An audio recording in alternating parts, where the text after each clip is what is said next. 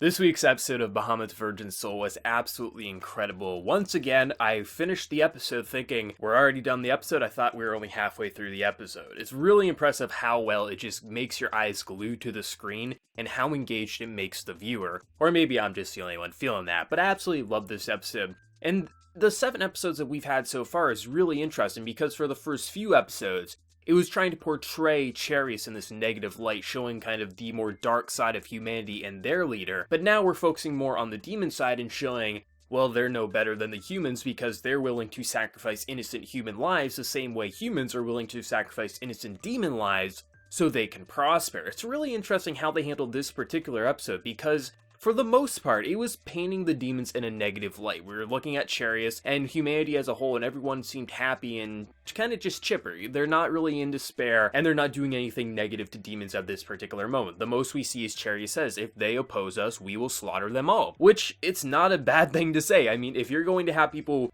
come in to attack you and during a parade of basically, the parade is just humanity's victory. They overcame the fear of the demons they always had, so if demons are going to attack them, we will kill them. It makes sense. But we're more or less focusing on the demons as they're planning this big attack. They're planning explosives on bridges, places where innocent civilians will walk, not just chariots. So it's portraying them in a very negative light, saying like, how are they so better? Why should we root for the demons to win when they're willing to sacrifice innocent lives the same way Charius did? The only difference is he did it to demons. And I really like how they're handling it because they're not just portraying one or the other as a more negative or positive person. They're both getting both their negativity and positivity. But at the very end of the episode, you do feel for the few demons that are left, as we have Aziel and the other 2 who were kind of with him. I don't know their names, but essentially he says, I'm going to sacrifice myself, you go and flee. And then you see them get brutally slaughtered. One getting arrows just pinned against the wall, another getting crushed.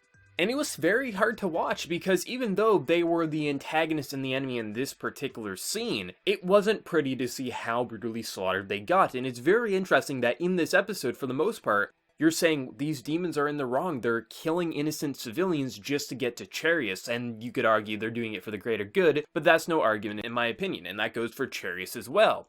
But both of these sides are not without their many flaws, and I really like it, but it's interesting how at the very end to see the brutal slaughter that happened, it's pretty insane. I mean, it's really interesting how they were able to blend the two opposites. It's looking at two sides of the same coin. At one time you're thinking these people are in the wrong, and then you're seeing get brutally slaughtered for their obviously wrong acts, and it kind of makes sense, but it's still wrong in its own doing. And it just goes to show that murder isn't how this should be solved. It should be solved with people discussing, making treaties, but we know that can't happen just yet. The episode overall was very impressive. We knew Nina wasn't going to just immediately transform into a dragon. I mean, I wasn't sure how they were going to go about it. They had quite a few ways, but ultimately, Aziel, tries to kidnap her and tries to hug her, tries to kiss her to make her embarrassed so her heart would race and she would turn into a dragon. But after last week, Nina has fallen in love. She's not getting flustered by random guys anymore. The only one who can make her heart race is the king himself, and I really like that because now this whole plan goes up in flames because otherwise, how many innocent humans would have died at that parade because of a rampaging dragon? At this point in time, the proper way to build peace is without Nina even realizing it, she's going to mend the king's heart. Obviously, there's going to be some despair. Maybe the king will die before he can change his ways, or as he's changing his ways, Aziel's going to kill him. I don't think Aziel's going to die here. I think he's going to come out alive, but he has pretty much no one left on his side, so how he's going to overcome this, I think he's going to be in a very negative spotlight for quite a while, because I think at the loss of this battle and the fact that Nina wasn't there when he needed them,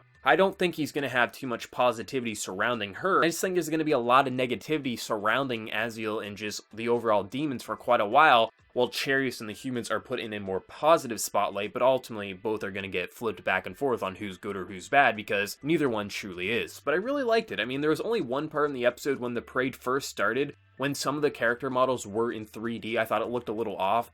Because for the most part, the 3D has merged quite well with the 2D, but it was only there for 20 seconds, so it's not a huge deal. But overall, I thought it was very impressive looking, from the art quality to the animation, especially some of the action scenes. There's one scene where they're firing arrows through a portal, and it looks like they're kind of enhancing the arrows so they'll become explosive. It's really cool. I like how the battle mechanics and just weaponry works in this world with the mixture of the gods' weapons, the gods' powers, the magics, the demons, and just everything like that. It's really interesting to watch the battles, but I have to say, just the overall character interactions and just dynamic was really interesting, and I'm going to be interested to see what ultimately happens with Charius next week, and if Aziel comes out wounded alive, or if they're just going to cut off his head and another snake is going to rise up to take his place. But I have to say, my man Bacchus is hiding Mukuro there, and it's interesting that he didn't kind of give him over, because I do think it's still a guy. Despite Nina dressing Mukuro up as a girl, I just feel like Nina just got the wrong impression. But it's interesting that he didn't give him up, because literally he would have had a ride back to heaven, him and the duck there. So it's interesting that he didn't, because he said he had a bad feeling.